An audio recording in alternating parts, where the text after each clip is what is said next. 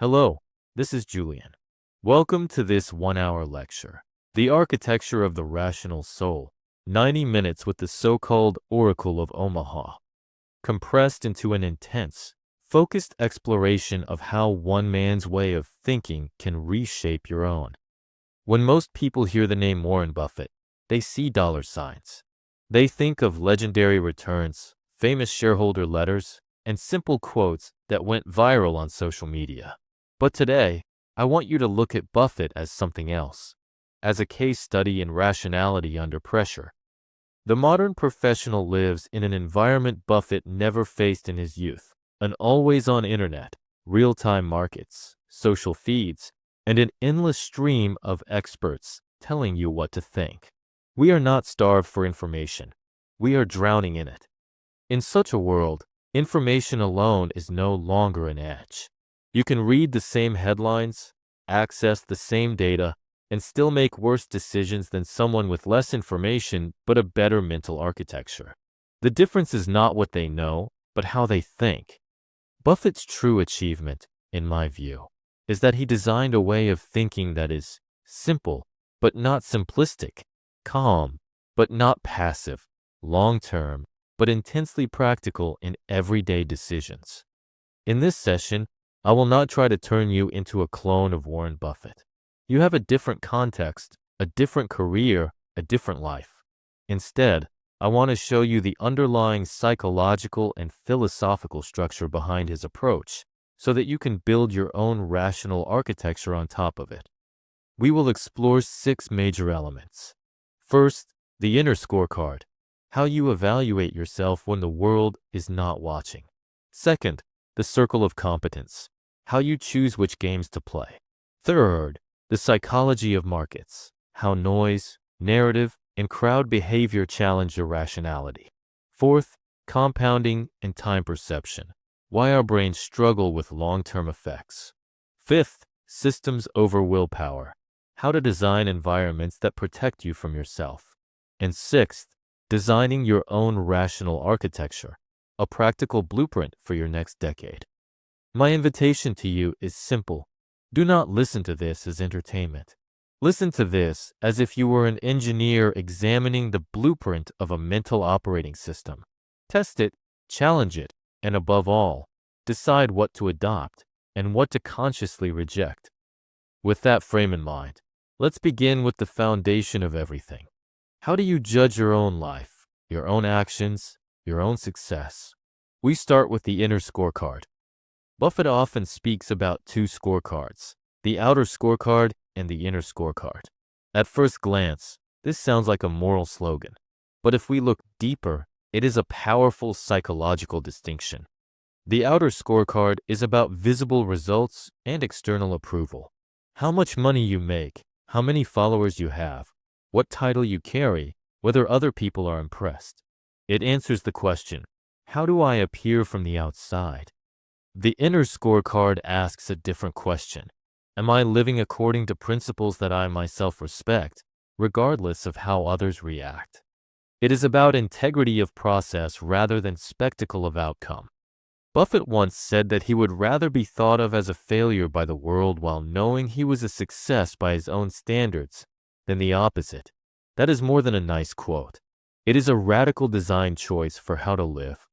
In psychology, we know that human beings have a deep need for approval and belonging. This is not a bug. It is part of our evolutionary history. Being rejected by the tribe used to mean physical danger. In the modern world, however, this ancient mechanism operates in a very different environment. Now the tribe is not 150 people in your village. It is millions of strangers online, metrics on dashboards, and abstract numbers on a screen. Your nervous system is still wired for survival, but the threats are now mostly symbolic. When your sense of self is anchored in the outer scorecard, you become emotionally leveraged. Your mood rises and falls with every comment, every performance review, every short-term result. You may still look successful from the outside, but internally, you are on margin. A small shock can trigger a disproportionate emotional crash. The inner scorecard is a way to deleverage your psyche. It reduces your exposure to random external shocks by tying your self-respect to something you can control, the quality of your decisions, and the consistency of your principles. Let me give you a simple thought experiment Buffett likes to pose, with a small twist. Imagine two lives. Life A. Everyone thinks you are honest, brilliant, and successful. But privately, you know that you often cut corners, betray your values, and that many of your results are based on luck or manipulation. Life B. From the outside, your achievements are modest. Some people underestimate you, some ignore you. But privately, you know that you consistently acted according to principles you deeply respect. Which life would you choose, A or B? This is not a trick question. It is a mirror that reflects which scorecard truly matters to you. If you find yourself leaning toward life A, do not judge yourself. You are simply noticing how strong the pull of the outer scorecard has become. Awareness is the first step in redesigning your mental architecture. Let's bring this down from philosophy to practice. Imagine you are a fund manager. Your investors expect quarterly performance. The safe choice for your career is to hug the benchmark, avoid looking too different, and make sure you never lag too far behind, even if you know this will likely lead to average long-term results. Now imagine another path. You design a strategy you truly believe in, with a sound long-term philosophy. You communicate clearly that short-term underperformance is not only possible, but likely at times. You accept that some investors will leave when that happens. In the first case, your outer scorecard is dominant. You optimize for not being blamed, not looking wrong. In the second case, your inner scorecard leads. You optimize for being right in a way that you can respect, even if others temporarily disagree. Over a decade or two, the difference becomes dramatic. The first path may preserve your reputation in the short run, but hollow out your sense of integrity. The second path may be painful in the beginning, but can compound into trust, both from others and, more importantly, from yourself. I want to turn this from theory into a small personal audit. Take one area of your life, perhaps your investing, your business relationships, or your online presence.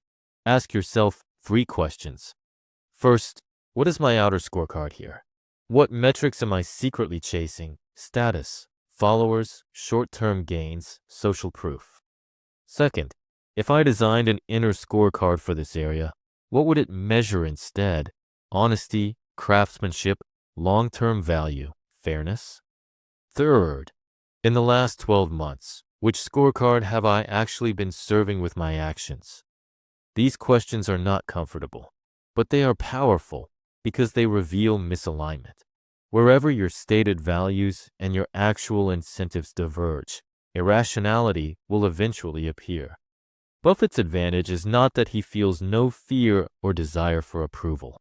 It is that he deliberately structures his life so that his inner scorecard can dominate key decisions. He chooses partners, investors, and environments that do not constantly punish him for being long-term and principle-driven. In summary, the inner scorecard is about answering one question with brutal honesty. Whose judgment ultimately runs my life? Everyone else's, or my own considered principles? Once you begin to shift this anchor inward, something interesting happens. You no longer need to chase every opportunity. You become more selective, more patient, and more willing to say, that game is not for me. And that brings us directly to the second element of Buffett's architecture, the circle of competence, how a rational soul chooses its games.